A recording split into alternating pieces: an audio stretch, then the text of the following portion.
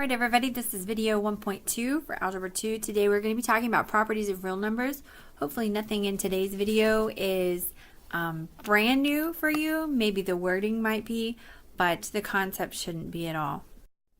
So what are the first properties of real numbers that you need to know? The first one is the additive identity property, something you probably learned back in first or second grade.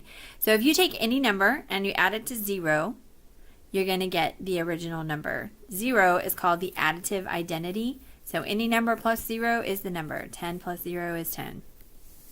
Multiplication works about the same way. The multiplicative identity property is that if you take a number and you multiply it by 1, you get the original number. So 0 is the additive identity. 1 is the multiplicative identity. So the additive inverse property says that the number, if you add a number to its opposite, then you're going to get 0. So the opposite is also called the additive inverse. So if you'll think of like the number as being a 5, its opposite would be a negative 5.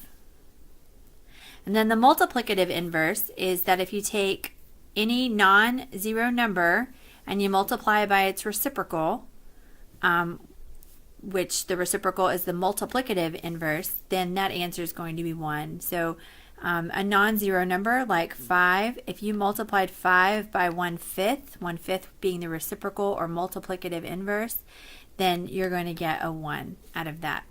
So the reason it has to be a non-zero number is because if you tried to multiply 0 by its reciprocal, it would look like this. You can't do that. That is going to give you an error on your calculator every time. There's a couple of reasons why, but if you had one cookie, you couldn't divide one cookie between 0 people. All right, so you cannot have a 0 on the bottom. That will give you an error. So let's do some practice finding some inverses. So we're going to find the additive and multiplicative inverse of each number. All right, so let's start with negative 9. So the additive inverse of negative 9 is going to be positive 9. Remember, it's going to be the opposite. And your multiplicative inverse is going to be your reciprocal, so it would be 9. 9 over 1 is what you have. So your multiplicative inverse would be negative 1/9. So for the additive inverse, you just want the opposite. If it's positive, you make it negative. If it's negative, you make it positive. And the multiplicative inverse, you're going to put the number you're given on the bottom with a 1 on top. All right, let's do 4/5. So the additive inverse is going to be negative 4/5. And the multiplicative inverse, I'm sorry, that's not a negative at all. Positive 4/5. No, negative 4/5, that's right. The multiplicative inverse, we're just going to flip it, take the reciprocal, which would be 5/4. Few other properties that you need to know. The first one is called the closure property. So if you take any two real numbers and you add them together or multiply them together, you're going to get a real number. So any number that you can think of, 2.5 times 3/4. If you were going to add or multiply them together, you're going to get a real number, not an imaginary number. The commutative property, you can add or multiply in any order and not change the results. This does not work for division or subtraction, but in addition or multiplication it can. So 3 plus 4 is the same thing as 4 plus 3. The order doesn't matter. The associative property says that if you're adding or multiplying and you have 3 or more real numbers, that it doesn't matter what order you group them in, you're going to get the same answer. So if we had 3 plus 5 plus 2 plus 1 plus 7 plus 6, we could add them in any order we wanted to. If I wanted to add my 2 and my 3 together first, I can do that. If I wanted to add my 6 and my 5 together, I can do that. So it doesn't matter what order you put them in, you'll get the same answer. Multiplication is the same way. The distributive property says that if you have addition and multiplication together, that it doesn't matter if you add and then multiply or if you multiply and then add. So this would be an example. If you had 3 times 2 plus 1 like this, you can either do 3 times 2 plus 3 times 1, that's distributing, or you can add what's inside and say 3 times 3. So just to show you, 3 times 2 is 6, plus 3 times 1 is 3, that gives you 9. 3 times 3 is 9. So the distributive property says you can either do what's inside together and then multiply, or you can distribute and then add. Either one will work. Now in general, if we're talking about with a variable in there, so if this was a 3 times x plus 1, you have to distribute because we don't know what x is. So now let's take our properties that we've looked at and we're going to identify them. So we're going to identify the property demonstrated by each equation. So let's say we have this one here.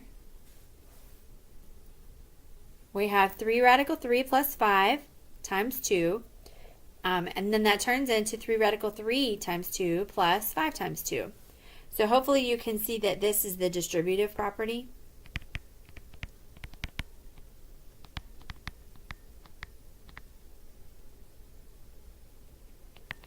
What we've really done is we've taken our 2 and we've multiplied it across the insides. How about this one?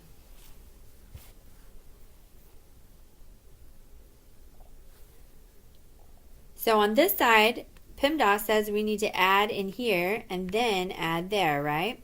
But over here, this PEMDAS says we need to add these two and then add that one. So what this one is the associative property.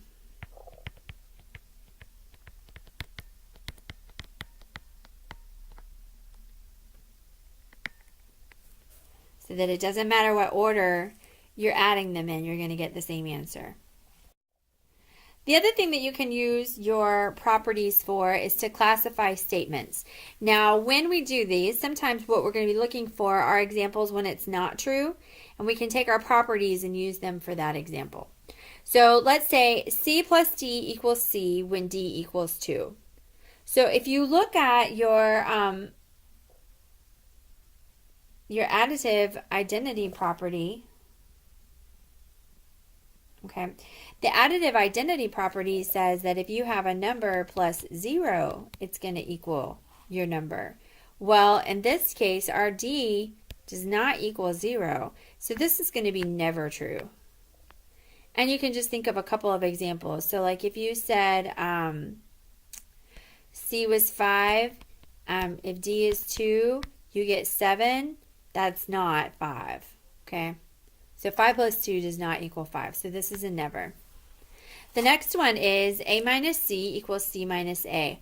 Well, if it were plus, we could say the associative property, the commutative property says that we can add them in any order we want to, but this is an addition, this is subtraction. So let's say that A is 5 and C is 2. So on this side we would have 2 minus 5. That would be a 3 equals a negative 3. So that's a no. Can you think of an example of when you could get the same answer on both sides? The only one I can think of is if A is equal to C. So let's say that A was 5 and C was 5. Now you would get 0 on both sides, in which case that would be true. So if it's not a never and it's not an always, then this would be a sometimes, but only rarely. That's it for today. Go ahead and have a great evening, and I'll see you in class tomorrow. Be prepared for a quiz using properties.